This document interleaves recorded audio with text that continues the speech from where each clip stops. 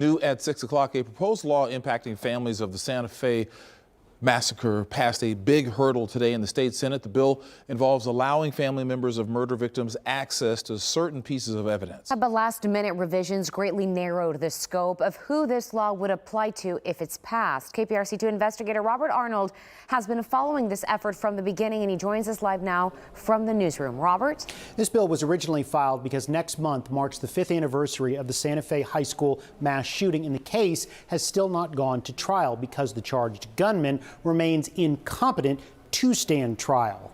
Since the case hasn't gone to trial, family members have said that they cannot get answers to certain questions about exactly how their loved one died, as well as the police response. They want those answers, but they can't see some of the evidence in the case because it remains confidential. Senate Bill 435 would allow family members of murder victims to view medical examiners' reports and video evidence of a crime, even if the case has not gone to trial.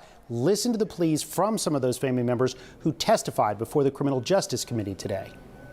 In 5 years, I have advocated over and over and over again that us parents should not be left in the dark. Passage of this bill will allow the smallest consolation of comfort to grieving families. It's not fair and it's inhumane to keep prolonging this trauma for me and the other families.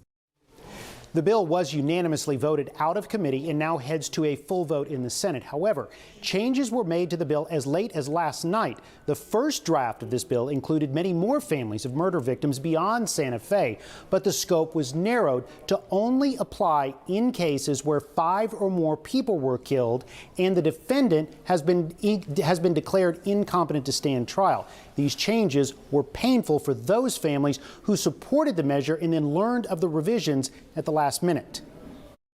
It was last week, it was my plan to attend these meetings in support of this. As a mother of a murdered child, I would like answers too. Regrettably, I now oppose it. Some murders get attention and others are forgotten. I am asking the committee to make sure that you remember every single murder victim.